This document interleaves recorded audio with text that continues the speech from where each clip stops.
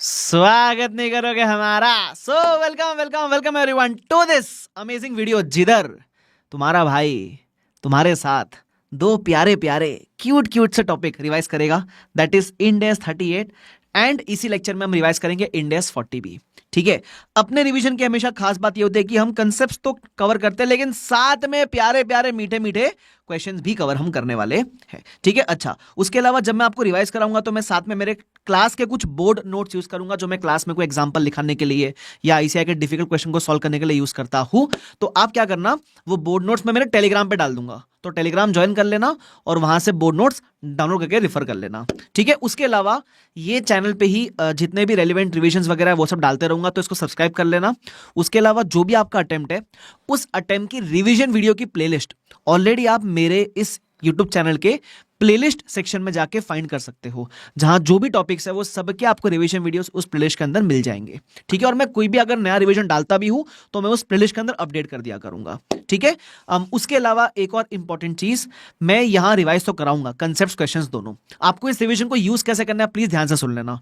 सबसे पहले जब मैं कंसेप्ट रिवाइज करा रहा हूं तो आपको यह ध्यान रखना है कि कौन से कंसेप्ट आपको रिकॉल हो रहे, जो रिकॉल हो गए वो आपको दोबारा वापस से रीड करने की जरूरत नहीं है, बट जो रिकॉल नहीं हुए उसको आप मार्क करना। रिवीजन वीडियो खत्म होते ही उस कंसेप्ट को आप दोबारा खुद से एक बार रिवाइज करोगे। सेकंड चीज, जब मैं क्वेश्चंस रिवाइज कराऊंगा तो मैं मोस्टली जो डिफिकल्ट क्वेश्चंस है जिसमें कुछ ट्रिकी एडजस्टमेंट्स है वो सारे कवर करने का ट्राई करूंगा, बट मैं रिवाइज कराऊंगा। जितने क्वेश्चन मैं बताऊं एटलीस्ट उनकी आपको लिख कर प्रैक्टिस करनी है। बाकी क्वेश्चंस समय है तो एक बार रेफर कर सकते हो, टाइम का कंस्ट्रेंट है तो जितना मैंने बोला एटलीस्ट उतना लिख के प्रैक्टिस करना, राइटिंग प्रैक्टिस करना ही है। Revision video is not a replacement of writing practice. इससे आपको चीजें रिकॉल होगी, आपको चीजें रिवाइज हो जाएगी, बट आप चाहते हो कि एग्जाम में आपका हाथ चले तो प्लीज लिख कर प्रैक्टिस जरूर करना। ठीक है, चलो सो अगर आपने ये बात समझ ली तो विदाउट वेस्टिंग एनी टाइम पहले हम इंड एस 38 रिवाइज करेंगे, फिर हम इंड एस 40 रिवाइज करेंगे। ठीक है, तो अभी आप जो लेक्चर देखोगे हम रिवीजन स्टार्ट करने वाले हैं। Let's start a new topic in 3 2 1 गो। आ जाओ। इंड एस 38 इंटेंजिबल एसेट्स क्या बोलता है सुनना। इंटेंजिबल एसेट का डेफिनेशन बोला हुआ है, it is identifiable non monetary without physical substance held for use. What is the meaning of identifiable? दो कंडीशन दिया हुआ है, दोनों में से एनी वन मीट करेगा तो बोलेंगे आइडेंटिफाइबल है। पहला, if it can be separately sold, अलग से बेच सकते हो तो आइडेंटिफाइबल है। दूसरा, if it arise from a separate legal contract, दोनों में से एक मीट किया तो आइडेंटिफाइबल हो जाएगा। इसी के लिए मैं गुडविल की बातें करूंगा, इसलिए जो गुडविल होता है सेल्फ जनरेटेड उसको कभी रिकॉर्ड नहीं करते हो, because it is not identifiable. ना ही वो अलग से बिक सकता है, ना ही वो कोई सेपरेट लीगल कॉन्ट्रैक्ट में अराइज हुआ है। बट जो परचेस गुडविल है हम उसको रिकॉर्ड करते हैं, क्यों? It is identifiable. ये अलग से नहीं बिक सकता लेकिन it has arised in a separate legal contract of business combination amalgamation, इसलिए हम इसको रिकॉर्ड करते हैं। सेकंड है non monetary asset. What is the meaning of non monetary asset? Any amount, any item which is not realisable in fixed और determinable amounts. Ind AS 21 में अपन पढ़ते हैं कि जितना वैल्यू दिख रहा है एग्जैक्टली उतना वैल्यू किसी ने आपको देने का प्रॉमिस नहीं किया है, उसको बोलते हैं non monetary. Second, third, without physical substance. भाई सब्सटेंस नहीं है तभी तो इंटेंजिबल है, सब्सटेंस होता तो टेंजिबल बन जाता। उसके अलावा हेल्ड फॉर यूज। आगे गाइडेंस देकर रखा है, कभी कभी एक सिंगल एसेट में दोनों एलिमेंट होता है, टेंजिबल इंटेंजिबल, तो क्या बोलेंगे? जैसे सॉफ्टवेयर सीडी में लिया तो देखना which is the more significant element. जब सॉफ्टवेयर आई सीडी के अंदर तो पैसा दिया सॉफ्टवेयर का तो इंटेंजिबल बोलेंगे। सपोज कंप्यूटर लिया उसमें सॉफ्टवेयर आया, यहां पैसा दिया कंप्यूटर का तो इसलिए टेंजिबल बोलेंगे। आगे रिकॉग्निशन, अब इसमें जो भी पॉइंट इंड एस 16 की तरह सेम है उसको बार बार रिपीट नहीं करेंगे, बोलेंगे सेम एज 16, ये सेम एज 16 है। आगे measurement, initially like 16 only cost पे। परचेज किया तो क्या करना है? सेम एज 16, बस डीकमिशनिंग नहीं आएगा इधर। उसके अलावा एक्सचेंज में एक्वायर किया, सेम एज 16, बस वही तीन प्रेफरेंस वही है, सब कुछ सेम है। गवर्नमेंट ग्रांट में आया एज पर इंड एस 20। आगे as a part of business combination acquire किया तब, ये इंपॉर्टेंट है। आ जाओ इधर। अगर आपने कोई भी intangible as a part of business combination acquire किया है, पहला चीज आप उसको कॉस्ट पे नहीं fair value at the date of acquisition पे रिकॉर्ड करोगे। याद है ना, बिजनेस कॉम्बिनेशन में जो भी टेक ओवर करते हैं फेयर वैल्यू पे टेक ओवर करते हैं तो फेयर वैल्यू पाएगा। दूसरा, अगर आपने कुछ भी एक्सेस अमाउंट पे किया है तो वो पीसी कहलाया जाएगा। क्या बोलेंगे उसको? पीसी बोलेंगे। तीसरा, सुनते हुए चलो, तीसरा, ऐसा कोई असेट जो सामने वाले के बुक्स में नहीं है, क्या मैं उसको रिकॉर्ड कर सकता हूं क्या? क्यों? जैसे कस्टमर डेटाबेस है, जिसने जनरेट किया वो तो सेल्फ रिकॉर्ड नहीं कर सकता, बट अगर मैं खरीद रहा हूं उसका डेटाबेस तो can I record it? The answer is yes. तो ऐसा कोई इंटेंजिबल जो सामने वाले के बुक्स में नहीं है, क्योंकि उसके लिए it was self generated, but मैं तो टेक ओवर कर रहा हूं, मैं तो रिकॉर्ड कर सकता हूं ना यार, यू कैन रिकॉर्ड इट। ध्यान रखना, ये 3 पॉइंट हो गए। चौथा पॉइंट, कभी कभी क्या होता है आपने दो इंटेंजिबल एक्वायर किए, बट वो दोनों का अलग अलग कोई वजूद ही नहीं है, दोनों बिकेगा तो साथ में बिकेगा, तो उस केस में उस इंटेंजिबल को साथ में रिकॉर्ड करना। ऐसा होता है ना, फॉर एग्जांपल मैंने ना बीबी वर्चुअल एक्वायर किया और टैगलाइन है यस पीपल, तो दोनों एक्वायर किया मैंने, बीबी वर्चुअल का लोगो और टैगलाइन। अब दोनों अलग बिकेगा ही नहीं, जब बोलूंगा बीबी वर्चुअल तो बोलूंगा यस पीपल, तो वो साथ में बिकेगा, तो साथ में रिकॉर्ड कर।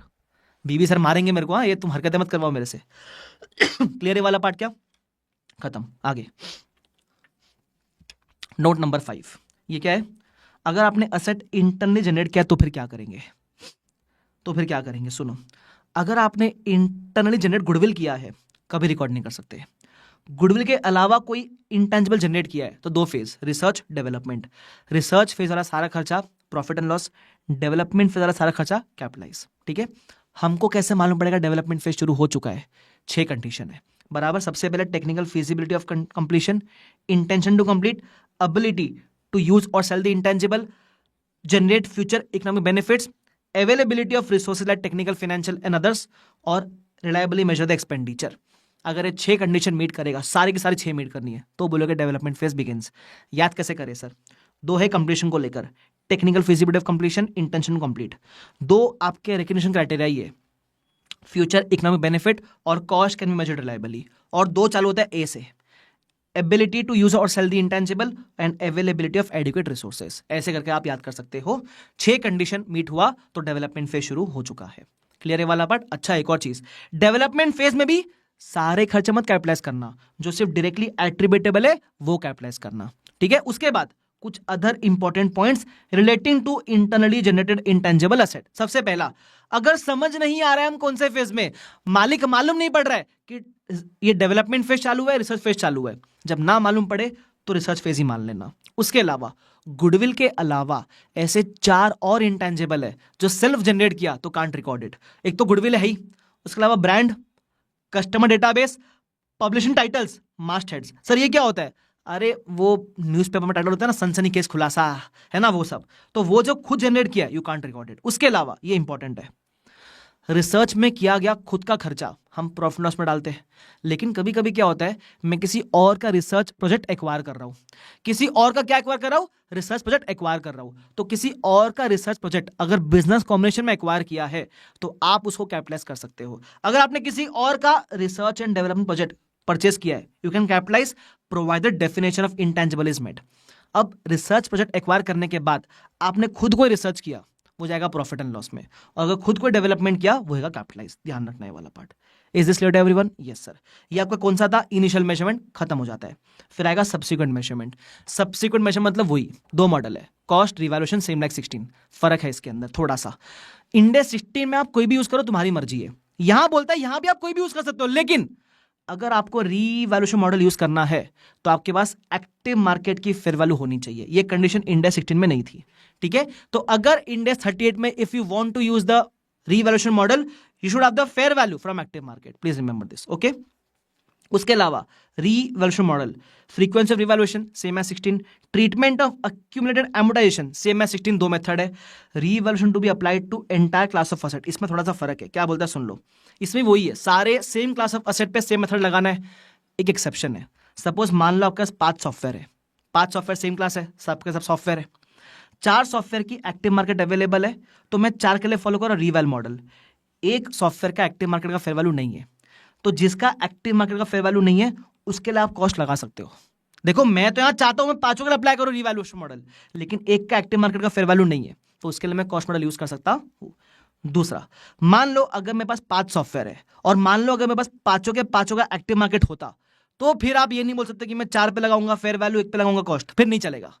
फिर या तो 5 पे कॉस्ट लगाओ या 5 पे रीवैल लगाओ, अलग अलग इस केस में नहीं चलेगा। क्लियर? नो चॉल में। आगे उसके बाद treatment of revaluation gain and loss same like 16, transfer of reval surplus to retained earnings same like 16। Sir ये तो 16 ही है, छोटा भाई है उसका, और क्या करे।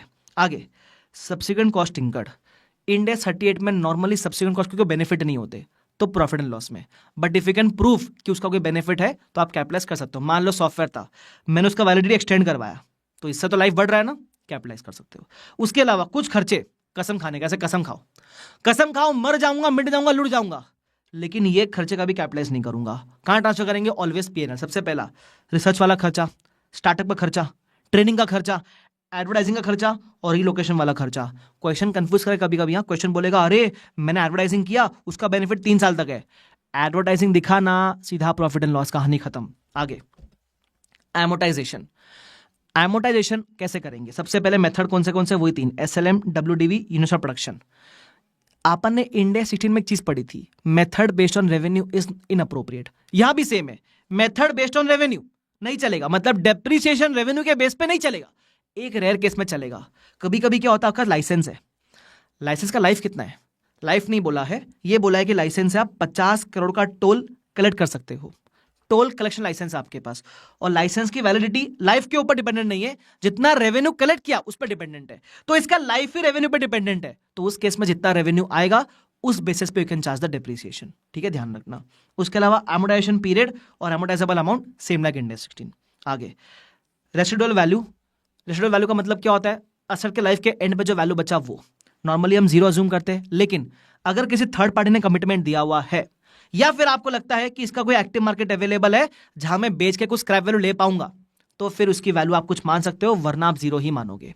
उसके अलावा यूजफुल लाइफ, अगर इनटेंजिबल का लाइफ इनफाइनाइट है तो आप एमोटाइज नहीं करोगे, बट उसको टेस्ट करोगे इंपेयरमेंट के लिए एनुअली, बराबर। लेकिन अगर लाइफ फाइनाइट है तो आप उसको एमोटाइज करोगे। उसके अलावा एक और चीज, गुडविल का एज पर इंडेस लाइफ नहीं होता है, एएस में होता था लाइफ, इंडेस में नहीं होता है। इंडेस में goodwill is never amortised, it is only tested for impairment annually. आगे गाइडेंस ऑन यूजफुल लाइफ। कभी कभी क्या होता है, यूजफुल लाइफ दिया हुआ रहता है आपको, लेकिन ये भी बोला होता है कि there is some renewal period. ऐसा बोलते हैं, सपोज फॉर एग्जांपल लाइसेंस खरीदा आपने गवर्नमेंट से, लाइसेंस 10 साल का है, ये बोला आप चाहो तो 5 साल के लिए और रिन्यू कर सकते हो, तो क्या ये रिन्यूअल वाला पीरियड में गिनूं क्या? तो बोलते हैं डिपेंड्स। अगर आपको लगता है कि आप रिन्यू करोगे, अगर आपको लगता है कि रिन्यूअल की कॉस्ट बहुत इनसिग्निफिकेंट है, तो फिर आप कंसिडर कर सकते हो। लेकिन अगर आपको लगता है कि आप रिन्यू नहीं करने वाले हो, तो लाइक 10 साल ही मान के चलोगे। That means it depends on the intention of the company. आगे एनुअल रिव्यू करना पड़ेगा, एमोटाइजेशन का, रेसिडुअल वैल्यू का, यूजफुल लाइफ का। चेंज हुआ तो change in accounting estimate, perspective accounting. Impairment के बारे में 36 में पढ़ेंगे। डी रिकग्निशन अपने को ऑलरेडी आता है, खत्म हो गया। Concepts of India 38। क्या बात कर रहे हो सर? हाँ, ये फायदा है सीक्वेंस में पढ़ने का। 16 का 38 पढ़ा, तुरंत खत्म होता है। अब आएंगे क्वेश्चंस के ऊपर, आ जाओ, आओ रे आओ आओ आओ। ये रहा सबसे पहला आपका प्यारा प्यारा बढ़िया क्वेश्चन, कौन सा है? Illustration number 3। ठीक है, इसमें क्या बोलता है सुनना। एडवर्टाइजमेंट इंकर किया है तो इंटेंजिबल तो नहीं है, तो पहले समझ गया। सर डालो पीएनएल के अंदर, इसमें इंटेंजिबल नहीं है, लेकिन यहाँ प्रीपेड एक्सपेंस वाला नेचर है। सुनना कैसे। आपने 8 लाख खर्चा किया है before 31 March 11, 7 lakh relates to before 31 March 11 and 1 lakh relates to advertisement shown in April 11। मतलब आपने पेमेंट 8 लाख का किया है, 7 लाख करंट ईयर के लिए, 1 लाख नेक्स्ट ईयर के लिए। तो जो आपने नेक्स्ट ईयर के लिए पे किया है वो आपके लिए हो जाएगा प्रीपेड एक्सपेंस। तो एंट्री क्या मारोगे? आपने पेमेंट कर दिया to cash bank 8 lakh, debit करना एडवर्टाइजमेंट एक्सपेंस करंट का 7 लाख और बाकी बचेगा प्रीपेड। तो प्रीपेड तो आप दिखा सकते हो, कोई दिक्कत वाली बात नहीं, बट वो इंटेंजिबल नहीं है। ठीक है, आगे बोलता है फिर हमने नेक्स्ट ईयर में और 4 लाख खर्चे इंकर किए। जो नेक्स्ट ईयर में इंकर किया वो नेक्स्ट ईयर में 4 lakh expense to cash bank करके एंट्री मार देना। Pluto is of the view that such cost can be carry forward as intangible. नहीं, इंटेंजिबल नहीं है, प्रीपेड हो सकता है लेकिन। ठीक है, ध्यान रखना, खत्म कहानी। उसके बाद कोई ढंग का क्वेश्चन, हाँ, इलस्ट्रेशन नंबर 6 घर पे देख लेना, सिंपल है। This is relating to exchange of assets, but इसमें खास बात यह है कि दोनों कंपनी के उसमें मांगा है, बराबर। एक कंपनी देता है, एक कंपनी लेता है, वैसा होता है ना, 2 कंपनी इन्वॉल्व होती है। नॉर्मली एक कंपनी के पॉइंट ऑफ व्यू से पूछता है, दोनों के पॉइंट ऑफ व्यू से पूछा, तो है सिंपल। एक्सचेंज वाला कंसेप्ट अच्छा क्लियर हो जाएगा आपका इससे, तो ये करके जाना भाई, है सिंपल। Illustration number 6। उसके बाद इलस्ट्रेशन नंबर 8। अब 38 की एक खास बात है कि उसमें कभी कभी 36 का भी रेफरेंस आता है, तो मैं एक बात 36 का बेसिक डिस्कस कर रहा हूँ। 36 मतलब इंपेयरमेंट। इंपेयरमेंट में क्या होता है, हम कंपेयर करते हैं कैरिंग अमाउंट और रिकवरेबल अमाउंट। मान लो कैरिंग अमाउंट 1000 है, रिकवरेबल अमाउंट 700 है, तो वो बोलता है if your carrying amount is higher than your recoverable amount, तो there is a impairment loss 300 रुपए का। सर क्यों इंपेयरमेंट लॉस? सिंपल लॉजिक है, जितना आपने दिखा रखा है उतना आप रिकवरी नहीं कर पाओगे, बराबर, तो इंपेयरमेंट लॉस आ जाएगा। अच्छा, और रिकवरेबल कैसे निकलता है? It is higher of value in use या FVLCTS, दोनों में से विच एवर इज हायर, उससे आपको निकलता है recoverable amount. Is this clear to everyone? अरे बोलो ना हीरो लोग, यस और नो? एकदम क्लियर है सर, कोई दिक्कत वाली हमको बात ही नहीं है। क्या मैं आगे बढ़ूं? अब आप आगे बढ़ सकते हो सर, आगे बढ़ो सर। इलस्ट्रेशन नंबर 8 क्या बोलता है सुन लो। 1 अप्रैल से 31 दिसंबर तक आपने खर्चा किया 2700 का, फिर बाकी 3 महीने में खर्चा किया 900 रुपए का। Production process met the intangible criteria on 1 Jan. That mean Jan के बाद वाला खर्चा आपका डेवलपमेंट फेज का है, उसके पहले का रिसर्च फेज का है। रिसर्च फेज वाला P&L, डेवलपमेंट फेज वाला कैपिटलाइज। क्लियर है ये? क्लियर है सर। तो आपने कैपिटलाइज कितना किया? 900 कैपिटलाइज किया। इसी दिन पे आपको रिकवरेबल दे रखा है कि रिकवरेबल 1000 रुपया है, तो आपका कैरिंग अमाउंट है 900, रिकवरेबल अमाउंट है 1000। बताओ इंपेयरमेंट लॉस कितना? तो आप बोलोगे 100 रुपए का इंपेयरमेंट लॉस। अगर ऐसा बोला, कट्टूस लगाओ सर पे, लगाओ कट्टूस। कैरिंग अमाउंट कम है, रिकवरेबल ज्यादा है, मतलब आप जितना दिख रहा है उससे ज्यादा रिकवर कर पाओगे, तो there is no impairment loss. Impairment gain नामक कोई चीज नहीं होती या तो इंपेयरमेंट लॉस है या फिर नहीं है। ठीक है, तो there is no impairment loss. आगे फिर आपने और खर्चे इंकर किए। अब आपने एक बार अगर 900 कैपिटलाइज किया है, तो आने वाले सारे खर्चे डेवलपमेंट फेज के ही होंगे, तो आप 6000 भी कैपिटलाइज करोगे तो हो गया 6900। Bought into use on 31 March 13, मतलब इस दिन से you will start your amortisation. Life 6 साल है। आगे कैरिंग अमाउंट पूछा है, वो तो दे देंगे, कोई दिक्कत नहीं है। फिर 1 साल के बाद का फिर से रिकवरेबल देके रखा है। तो अब पहले तो ये 31 मार्च 13 का वैल्यू है, पहले आप 1 साल से करोगे एमोटाइज। लाइफ 6 साल है, तो अगर करना है आपको एमोटाइज तो आप बोलोगे 6900 डिवाइड बाय 6 आएगा 1150 माइनस 6900, तो आएगा ये 5750। ये आपकी 31 मार्च 14 की कैरिंग अमाउंट हो गई। अब इस दिन पे रिकवरेबल कितना है आपका? 5000 है। अब बताओ इंपेयरमेंट है कि नहीं है? तो अब मेरा कैरिंग अमाउंट है ज्यादा, बट उतना रिकवर नहीं कर पाओगे। Now there is a impairment loss of 750। यही पूछा है आपको कि कैरिंग अमाउंट कितना है 31 मार्च 14 को, तो इट विल नाउ बी 5000, और प्रॉफिट लॉस में कितना ट्रांसफर करोगे? 750। That's it. Is this clear to everyone? Yes, of course इस साल में आप एमोटाइज भी करोगे तो वो भी जाएगा प्रॉफिट एंड लॉस के अंदर ही, 1150। क्लियर? यस सर, खत्म। तो अच्छा क्वेश्चन है, करके जाना है, बट सिंपल है वैसे तो। उसके बाद इलस्ट्रेशन नंबर 11 एक बार देख लो फटाफट से, सिंपल सा क्वेश्चन है। 3 लाख का असेट है अपने पास, लाइफ 15 साल है, ये लीगल लाइफ है, बट हमको लगता है कि हम इसको 5 साल ही यूज कर पाएंगे। तो जब लीगल लाइफ 15 हो, बट आपको लगता है कि आपको बेनिफिट 5 साल ही मिलेगा, तो आप 5 साल में एमोटाइज करना। ठीक है, ध्यान रखना। उसके बाद ऑन 1 अप्रैल 12 मैनेजमेंट अनसर्टन है कि वो इकोनॉमिकली फिजिबल है कि नहीं, तो इसलिए डिसाइड्स कि उसका मार्केट वैल्यू 150 हो चुका है। अब देखो ध्यान रखना, मैं इंपेयरमेंट कब करता हूं? जब कैरिंग अमाउंट और रिकवरेबल अमाउंट दिया रहे। बट जब कैरिंग अमाउंट और फेयर वैल्यू या मार्केट वैल्यू कंपेयर करने बोले, तो वो फिर फेयर वैल्यू करने बोला, इंपेयरमेंट नहीं। तो ये इंपेयरमेंट का क्वेश्चन नहीं है, ठीक है, ये फेयर वैल्यू वाला क्वेश्चन है। तो आपका 3 लाख का वैल्यू था, 5 साल की लाइफ थी। 1 अप्रैल 12 को आपने किया फेयर वैल्यूएशन। चलो मैं करके दिखाता हूं, एक बार इधर आ जाओ, टाइम बचाते हैं अपन थोड़ा सा।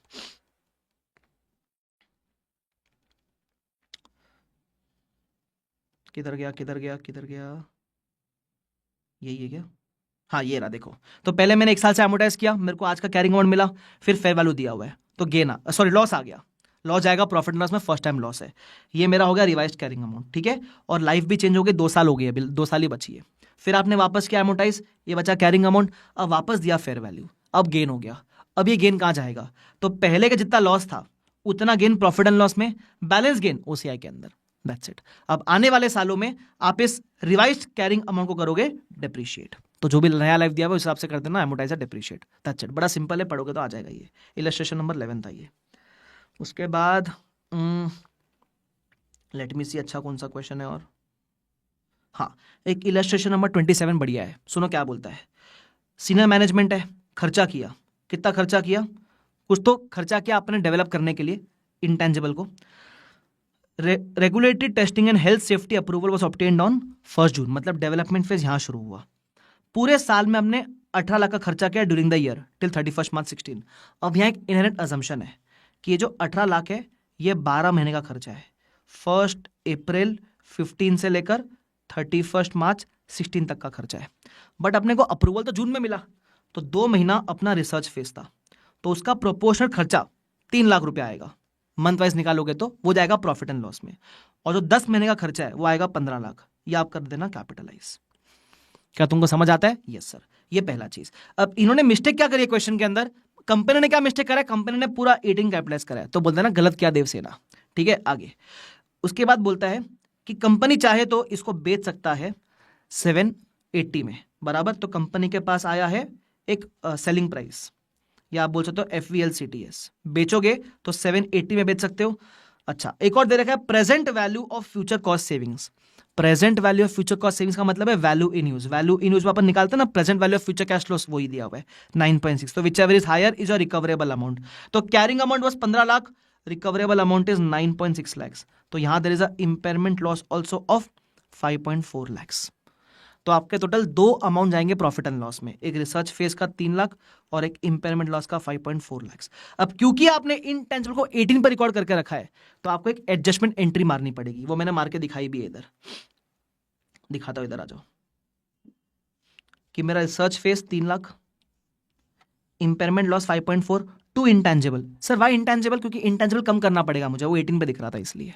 दैट्स इट, क्लियर, खत्म हो गया वाला पार्ट। उसके बाद क्वेश्चन नंबर 1, ये अच्छा क्वेश्चन है, सुन लो क्या बोलता है, एमसीक्यू के लिए इंपॉर्टेंट है। हमने किसी प्लेयर को रिक्रूट किया, मान लो आईपीएल जैसी बात करते हैं, जैसे आईपीएल मुंबई इंडियंस ने रोहित शर्मा को साइन किया 5 साल के लिए।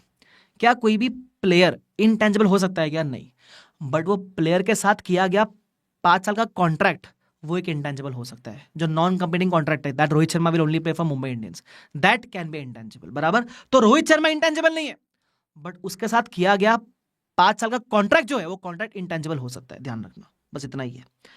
उसके बाद अरे क्वेश्चन नंबर 3, बढ़िया क्वेश्चन, सुनना क्या बोलता है। बोलता है हमने फॉलोइंग ट्रांजैक्शन इंकर किए करंट ईयर में।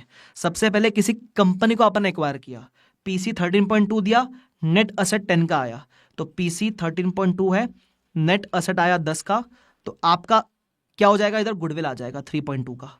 गुडविल आप कभी भी एमोटाइज नहीं करते हो, उन लोग को लगता है आपके माथे पे कुछ लिखा है, बोले लाइफ 10 ईयर्स है, कर मत देना, ये की तरह उल्लू बना रहे हैं आपको, गुडविल 3.2 ही रहेगा, इट इज नेवर एमोटाइज्ड। आगे फिर बोलता है हमने फ्रेंचाइज खरीदा है 80 lakhs में, लाइफ 5 years है। अच्छा, 4th मई को खरीदा है ना, तो एमोटाइज भी प्रोपोर्शनली होना चाहिए, बट यहाँ कंपनी पॉलिसी फॉलो करता है, taking a full year amortisation in the year of acquisition.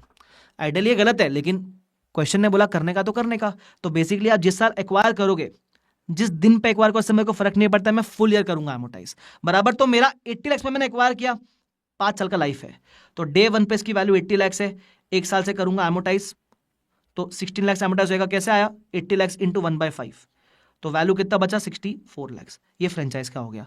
Franchise में एक और चीज बोला हुआ है, 80 lakhs तो पे करना है, साथ में एनुअल फी पे करना है 2% ऑफ रेवेन्यू, तो ये आप कॉस्ट में कंसिडर नहीं करोगे, जब जब आप 2% पे करोगे वो एक्सपेंस आउट कर देना, ठीक है। यहाँ फ्यूचर रेवेन्यू देकर रखा है, वो काम का नहीं कोई फ्यूचर रेवेन्यू, ठीक है। करंट का जो रेवेन्यू है 10 lakhs है, तो इसका 2% देके प्रॉफिट लॉस में डाल देना, मतलब जो परसेंटेज देना होता है रेवेन्यू का वो कॉस्ट का पार्ट नहीं बनता है। उसके अलावा कॉपीराइट भी दिया हुआ है आपको, 2.5 lakhs का लीगल कॉस्ट इंकर किया है, ये भी आप कैपिटलाइज करोगे, लाइफ 10 साल है, 10 साल में अमोटाइज कर देना। अच्छा, इसमें एक और चीज बोला हुआ है, कॉपीराइट के अलावा मैंने ना किसी के ऊपर केस किया था, है ना, कोई कॉपीराइट जीतने के लिए, अब वो केस पे किया गया खर्चा हो गया 7 लाख रुपया। किसी के ऊपर जो केस करोगे और लीगल कॉस्ट इंकर करोगे वो कैपिटलाइज मत करना, वो प्रॉफिट लॉस में जाएगा। अपना खुद का कॉपीराइट रजिस्टर करने का जो खर्चा है वो कैपिटलाइज कर सकते हो आप, ये वाला नहीं, ठीक है, ध्यान रखना। तो कॉपीराइट की बात करूं तो it will B 2.5 lakhs less 1 year का एमोटाइजेशन, लाइफ 10 ईयर है, 1/10 करोगे तो 25,000 आएगा एमोटाइजेशन, वैल्यू बचा 2.25 lakhs।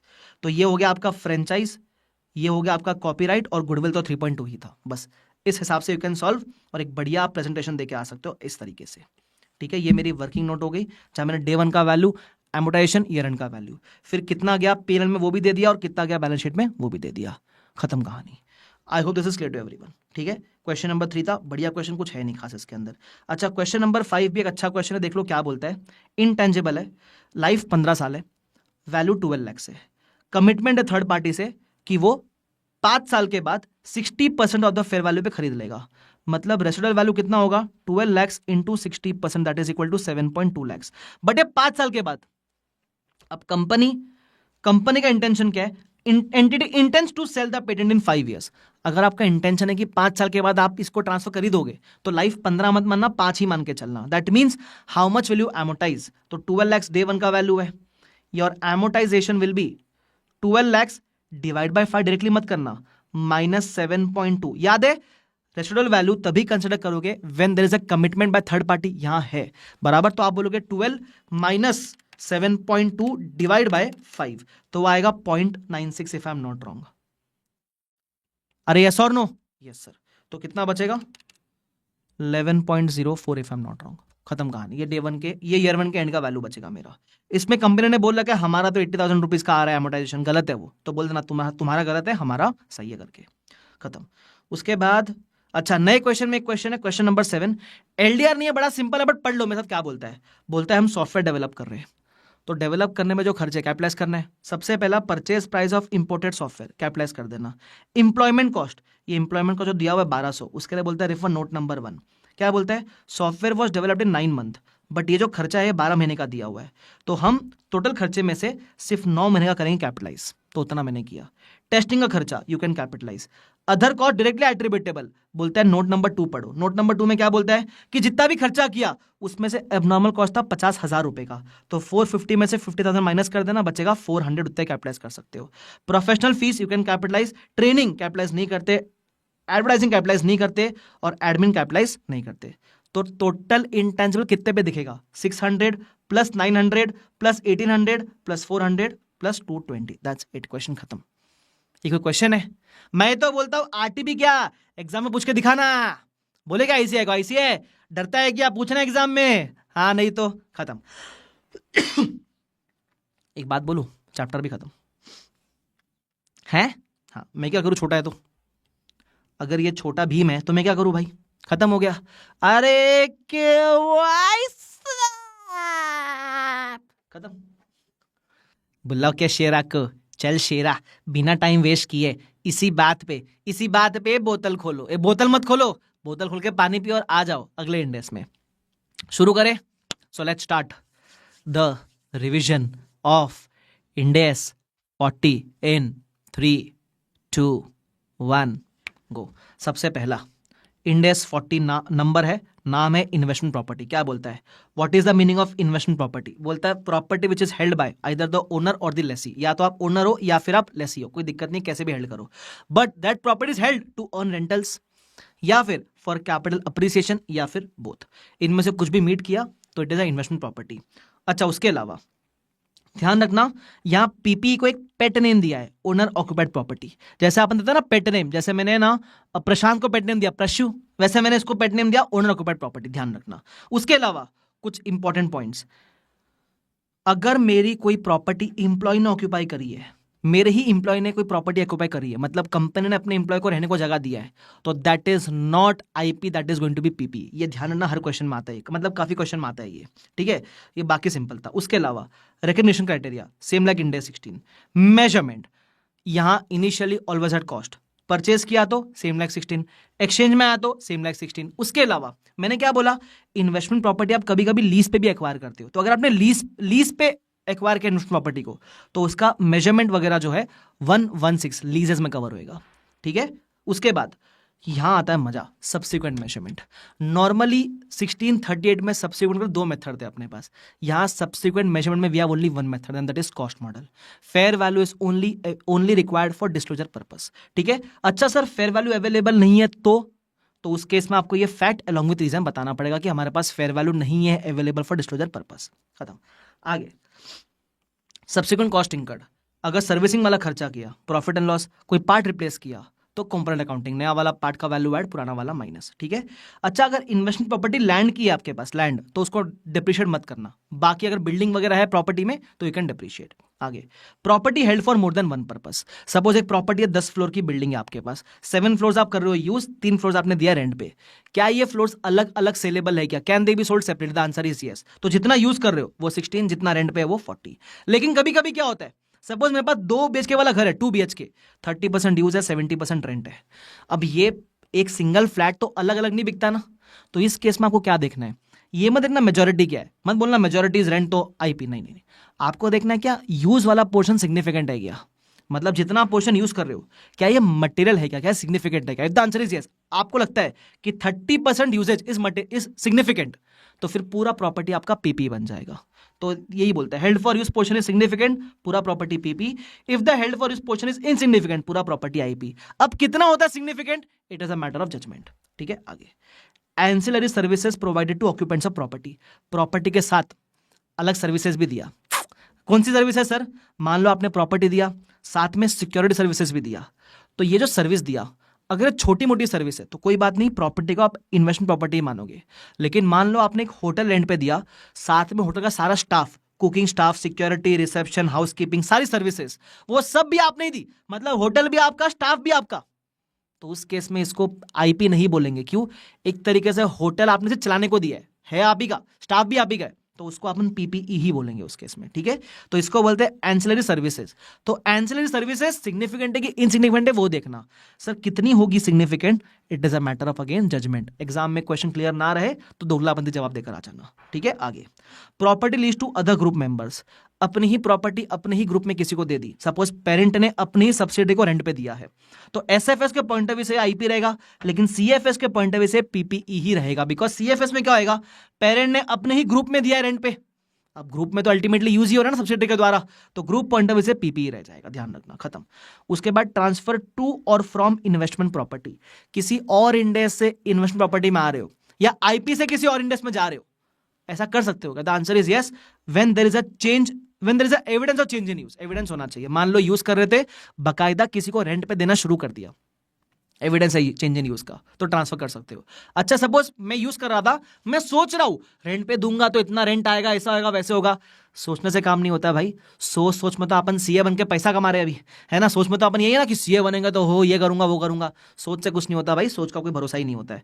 तो एविडेंस होना चाहिए चेंज इन यूज का। उसके अलावा जब आप ऐसा ट्रांसफर करोगे कहाँ कहाँ कर सकते हो, 16 से 40 में, 40 से 16 में, 40 से 2 में, 2 से 40 में, ऐसा ट्रांसफर पॉसिबल है। और ट्रांसफर करोगे तो जो पुराने इंडेक्स का कैरिंग अमाउंट है वो नए इंडेक्स की कॉस्ट बन जाएगी, सिंपल, मतलब कैरिंग अमाउंट पे ट्रांसफर करना। ठीक है, उसके बाद डी रिकग्निशन वो सेम है, फिर एक समरी दिया हुआ पढ़ लेना, इतना कुछ खास है नहीं उसके अंदर।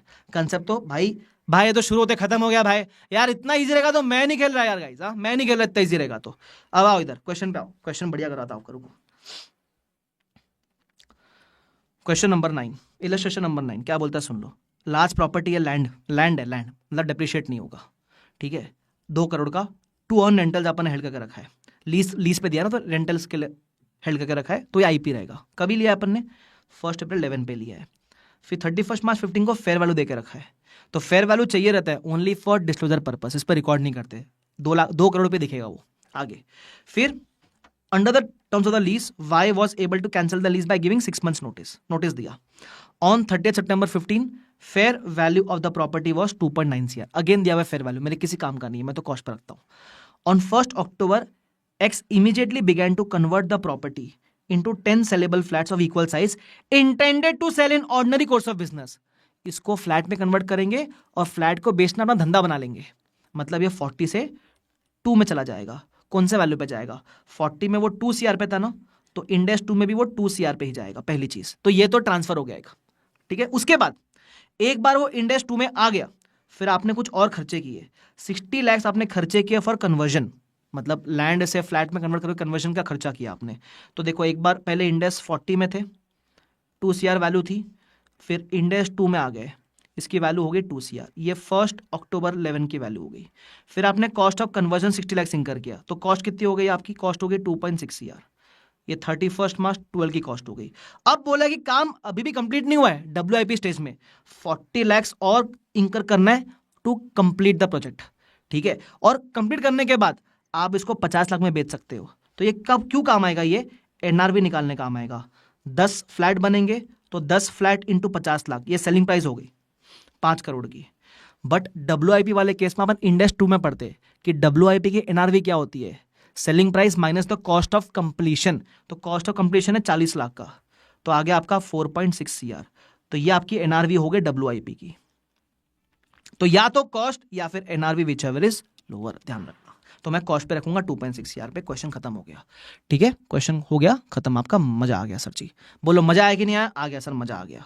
फिर है इलस्ट्रेशन नंबर 10, क्या बोलता है, अपने पास है ना बिल्डिंग है, building A to earn rentals, IP हो गया।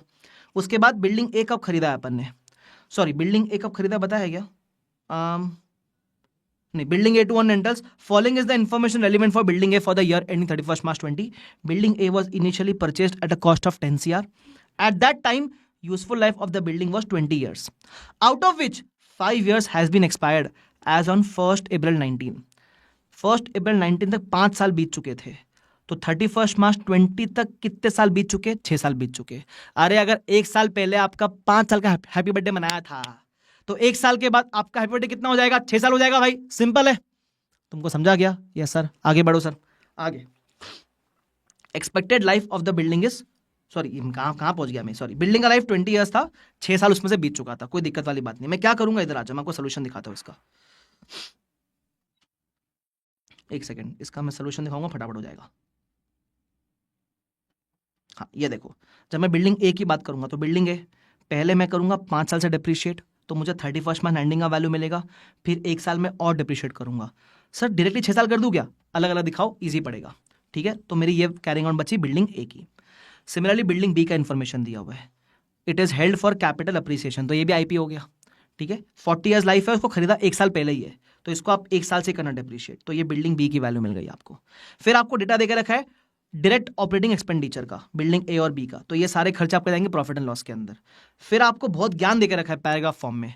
ये क्यों देकर रखा ज्ञान? वो बोलता है हमने प्रॉपर्टी का निकाला फेयर वैल्यू, आईपी में फेयर वैल्यू चाहिए क्या? Yes, only for disclosure purpose, तो वो इस तरीके से मिला है फेयर वैल्यू 10.5 सीआर का, तो बता देना it is relevant only for disclosure purpose, कहानी खत्म। तो एस्ट्रैक्ट बना के दे देने का इसके अंदर कि भाई मेरे पास बिल्डिंग ए और बी दोनों मिला के इतने का है। उसके अलावा ये जो मेरे को डेटा दिया हुआ था प्रॉफिट एंड लॉस का, वो मैंने कॉपी किया, प्लस डेप्रीशिएशन कॉपी किया। अब जब आप लिखोगे डेप्रीसिएशन, तो बिल्डिंग ए का टोटल 6 साल का मत लिखना, profit loss for the year बनता है, तो सिर्फ इस साल का लिखना, इसलिए मैंने अलग अलग लिखवाया आपसे ताकि मिस्टेक नहीं हो जाए। ठीक है, तो ये 0.5 सीआर प्लस बिल्डिंग बी का जो 1 साल का था वो 0.05, तो 0.55 सीआर हो जाएगा आपका। दैट्स इट, खत्म हो गया ये वाला इलस्ट्रेशन नंबर 10। उसके बाद क्वेश्चन नंबर 1, ये भी सिंपल है। इसमें क्या बोलता है, 10 माले का बिल्डिंग है। ठीक है, 7 फ्लोर्स आप करने वाले हो यूज, 3 फ्लोर्स रेंट पे देने वाले हो, तो 7 फ्लोर्स हो जाएगा पीपी, 3 फ्लोर्स हो जाएगा आईपी, सिंपल। आगे 10 सीआर की कॉस्ट है इसकी, तो बांटना पड़ेगा ना, कॉस्ट पीपी कितना आईपी कितना, वो शायद बोल रखा है नीचे कि the cost of top 3 floors was 3 CR, तो मैं कॉस्ट कैसे बांटूंगा देख लो जरा। कॉस्ट मेरी हो जाएगी आईपी की 3 सीआर, टोटल 10 सीआर वैल्यू थी, 3 सीआर आईपी है तो 7 सीआर पीपी हो जाएगा। अच्छा एक और बोल रखा है, पीपी में 25% लैंड में जाएगा, 75% बिल्डिंग में जाएगा, वो सिर्फ पीपी के लिए बोल रखा है। ये क्यों काम का है? बिकॉज लैंड डिप्रिशिएट नहीं होगा, तो मैंने पीपी का 7 फ्लोर्स 2 पार्ट में बांटा, एक लैंड और एक बिल्डिंग, बराबर लैंड 25%, बिल्डिंग 75%, बस बांट के दिखा दिया मैंने आपको। क्लियर है वाला पार्ट? यस, ये डे 1 की कॉस्ट मिली। आगे क्या बोलता है सुनना, एट 31 मार्च 18 अपन ने किया fair valuation, 15 crore I fair value, but ये तो पूरे प्रॉपर्टी की फेयर वैल्यू है, मेरे को फेयर वैल्यू चाहिए रहेगी ना, पीपी की अलग आईपी की अलग, तो मैं कैसे बांटूंगा? जो आपकी डे 1 की कॉस्ट थी उस रेशियो में आप 15 सीआर को बांट सकते हो, फेयर वैल्यू मिल जाएगा। तो मैंने देखो डे 1 की कॉस्ट के रेशियो में फेयर वैल्यू को बांट दिया। अब फेयर वैल्यू काम की है क्या, देखते। UK wishes to use cost model for PP, क्या पीपी में चलेगा कॉस्ट मॉडल? एकदम चलेगा। पीपी में 2 है, कॉस्ट रिवैल्यूएशन कोई भी चूज करो, उसने कॉस्ट चूज किया तो कॉस्ट पे रखेंगे। And fair value model for IP, बोलता है आईपी के लिए they want to use fair value, चलेगा क्या? ए नहीं चलेगा, नॉइज चल बे, तो बोलना आईपी के लिए नहीं चलेगा, आईपी के लिए फेयर वैल्यू नहीं चलेगा। ठीक है, तो फेयर वैल्यू चाहिए ओनली फॉर डिस्क्लोजर पर्पस। ठीक है, तो हम बता देंगे कि पीपी में कॉस्ट लगेगा, आईपी में फेयर वैल्यू नहीं चलेगा, कॉस्ट ही चलेगा, नॉट परमिटेड, फेयर वैल्यू चाहिए only for disclosure purpose, that's it, और कुछ नहीं है। तो इसमें ना लाइफ भी दे रखी है बिल्डिंग वगैरह का, तो 1 साल से करना डिप्रिशिएट और 1 साल के बाद की कैरिंग अमाउंट दिखा देना। ठीक है, दैट्स इट, खत्म हो गया क्वेश्चन, कुछ था ही नहीं इसके अंदर। आगे best question of Ind AS 40, this is the best question of Ind AS 40। इंडेस 40 revise करना है, एक क्वेश्चन करने का पूरा हो जाता है। ठीक है, क्या है बोलता है सुन लेना। इसमें इंडेस 16 भी आता है बाय द वे। 3 प्रॉपर्टी है, प्रॉपर्टी 1, प्रॉपर्टी 2, प्रॉपर्टी 3, 2 पीपी है और एक आईपी है। परचेज प्राइस दे रखा है, मार्केट वैल्यू देके रखा है, लाइफ देके रखा है। अब ये ध्यान से पढ़ो, सब्सिक्वेंट मेजरमेंट, पीपी 1 पीपी है, पीपी 2 पीपी है, दोनों फैक्ट्री है बाय द वे। एक के लिए कॉस्ट, एक के लिए रिवैल, गलत है। क्यों? सेम क्लास सेम मॉडल ना, तो या तो दोनों पे कॉस्ट लगाओ या फिर दोनों पे रिवैल लगाओ, पहला मिस्टेक। दूसरा, आईपी के लिए दे वांट टू यूज रिवैल, नहीं चलेगा, कॉस्ट ही होता है इस केस में। ठीक है, तो ये दूसरा मिस्टेक था। तीसरा, PP 1 and 2 are occupied while PP 3 let out. ठीक है, management presents all 3 as PP, गलत, 2 पीपी और एक आईपी है। उसके अलावा company does not depreciate because the purchase, because fair value exceeding their purchase price, गलत, फेयर वैल्यू ज्यादा होगी तो भी डिप्रिशिएट तो करते ही हो आप। उसके अलावा difference between purchase price and fair value जा रहा है प्रॉफिट एंड लॉस में, जो रीवैल गेन है, मतलब सपोज आपने पीपी के लिए फेयर वैल्यू मॉडल यूज किया है, तो जो रीवैल गेन है वो प्रॉफिट एंड लॉस में नहीं, वो ओसीआई में जाता है, ये भी गलत।